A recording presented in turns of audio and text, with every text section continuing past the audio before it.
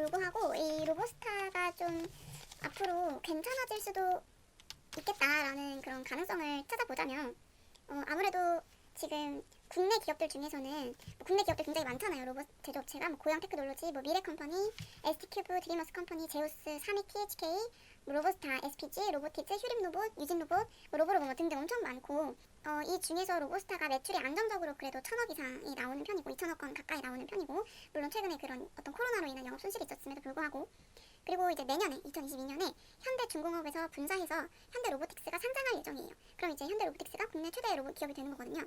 저는 이게 굉장히 좋다고 보는 게 뭐냐면 딱 이렇게 국내 최대 로봇 기업이 상장을 하면 사람들의 관심이 좀 더 많이 생길 거라고 생각해요. 그러면 이제 로봇에 대한 어떤 정부 차원의 지원이라던가 사람들의 관심이 커지면 그게 원동력이 되어서 로봇 산업이 더 발전할 수 있는 가능성이 커질 것 같아요. 그 다음에 또 로봇이 지금 이제 제조용 로봇, 산업용 로봇이 주잖아요. 그런데 이게 점점 서비스용 로봇으로 이렇게 변화가 되고 있는 그런 추세네요. 근데 이 로보스타의 매출도 거의 다 제조용 로봇에서 나오는데 로보스타가 로보메디라는 그런 자회사가 있더라고요. 그래서 이거 보면 뭐냐면 그 전동 보장구를 만드는 회사예요. 그래서 그 왜 휠체어 같은 거를 이렇게 자동으로 가게 하는 뭐 그런 건가 봐요. 근데 이 전동 보장구가 현재 굉장히 양극화가 되어 있대요. 그래서 중국은 품질도 좋지 않고 가격도 낮은 저가격 저품질이고 일본은 너무 비싼데 품질도 좋은 고가격 고품질이라는 거예요. 그래서 이제 로보스타가 앞으로 고령화 사회가 점점 이제 오고 있기 때문에 이런 전동 보장구에 대한 수요가 커질 거라고 보고 중간 정도 가격에 중상 정도의 품질을 가진 전동 보장구를 만들려고 지금 노력을 하는 것 같아요. 그 다음에 뭐 로보스타 말고도 그 서비스 부문의 로봇을 상용화하려는 움직임이 많이 보이고 있는 것 같죠. 로보티즈에서 자율주행 배송 로봇을 좀 상용화하는 걸 목표로 하고 있고 우리가 잘 알고 있는 그 배달의 민족 거의 우아한 형제들 여기에서 이제 실내 서빙 로봇 그다음에 실내 층간 이동 배달 로봇 실외 배달 로봇 이런 거를 좀 운용을 하고 있고 또 우리가 아는 카페 달콤이라든지 아니면 CJ에서 그 무인 로봇 카페 그다음에 LG 클레이 셰프봇 이런 거를 좀 도입을 하려고 하고 하루 24시간 365일 동일한 퀄리티의 음료 제공은 물론 전문 위생관리 인원의 실시간 위생 점검 등 안정적인 운영까지. 우리나라 로봇 시장은 좀 큰 편이라고 하거든요. 아 그래요? 네. 노동자 10,000명당 적용되는 제조 로봇이 세계 평균의 8배래요. 그래서 세계 그 3위 시장 규모라고 하더라고요. 일본에 다카하시 도르라는 로봇 전문가가 있는데 이 사람 로봇 책도 쓰고 그랬더라고요. 이 사람 말하는 게 5년 내에 우리가 지금 1인당 하나의 휴대폰을 가지고 있는 스마트폰을 갖고 있는 것처럼 5년 내에 1인 1로봇 시대가 도래할 것이다 라고 말을 했어요. 로봇이 앞으로 사람의 어떤 삶에서 인간의 삶에서 상당히 많은 부분을 차지하게 될 거다라는 이 예상은 전 세계적으로 공통적으로 갖고 있는 것 같아요. 그런데 우리나라는 아까 말씀하셨던 것처럼 로봇 활용도는 높음에도 불구하고 지금 로봇 쪽으로 중소기업이 거의 많기 때문에 인력난에 너무 많이 시달리고 있고 규제도 너무 많다는 거예요. 대만 같은 경우는 정부 차원에서 그냥 원재료를 이 로봇 기업들이 싸게 살 수 있게 해줬대요. 이 대의료준도가 높은 게 지금 전 세계적으로 다 높다라고 말씀하신 부분도 맞아요. 그런데 우리나라는 2019년 8월에 우리는 일본이랑 너무 가깝잖아요. 그리고 역사적인 어떤 갈등도 계속 있었기 때문에 일본이 우리나라를 화이트 국가에서 제외를 했어요. 2019년 8년에. 그때 이제 대의료준도가 높았던 이런 로봇 부품들을 수입하는 게 너무 힘들어지면서 우리나라의 그 로봇 제조 기업의 실적도 같이 악화가 된 거죠.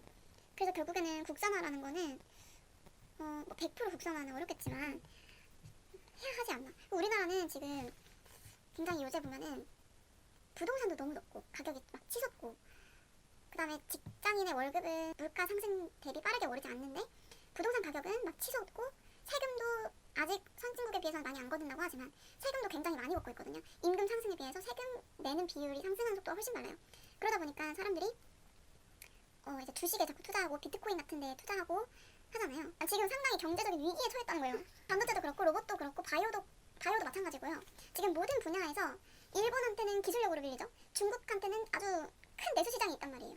이 내수에서 또 밀리죠. 그러니까 우리나라는 진짜 미국은 또 미국대로 우리나라를 약간 기술력은 기술력대로 이렇게 써먹지만 뭐 평생 간 동맹 이런 것도 아니잖아요. 그러니까 이게 정부 차원에서 국민적인 차원에서 진짜 위기다라는 인식이 있어야 한다는 거죠. 로봇 산업을 좀 거시적으로도 보고 미시적으로도 봐야 된다고 생각해요. 일단 거시적으로 봤을 때 우리나라는 로봇 산업 분야에서 말씀하신 것처럼 너무 미약해요. 일단 중소기업이 대부분이기 때문에 인력난도 심하고 그다음에 정부 차원의 어떤 지원이 지금 미미하기 때문에 이거를 값싸게 만들어서 값싸게 팔 수도 없단 말이죠. 그러니까 가격 경쟁에서도 아주 싼 가격으로 제시를 하는 일본이나 유럽 기업에 밀릴 수밖에 없는 거죠. 중국은 워낙 내수가 크기 때문에 중국이 그 전기차 배터리 캐틀을 만든 게 기술력이 좋아서 만든 게 아니고 국내에서 그거를 그 시범 사용을 해보고 현장 검증을 해볼 기회가 너무 많은 거예요. 그러니까 캐틀 같은 기업을 키워낼 수가 있죠, 정부 차원에서. 근데 우리나라는 국내 시장이 너무 작기 때문에 어떤 로봇에서 신제품을 만들었을 때 그 부품에 대한 현장 검증을 할 수 있는 기회가 너무 적어요. 그러다 보니까 기술력도 일본이나 유럽 대비해서 3년 이상의 격차가 나게 되는 거고.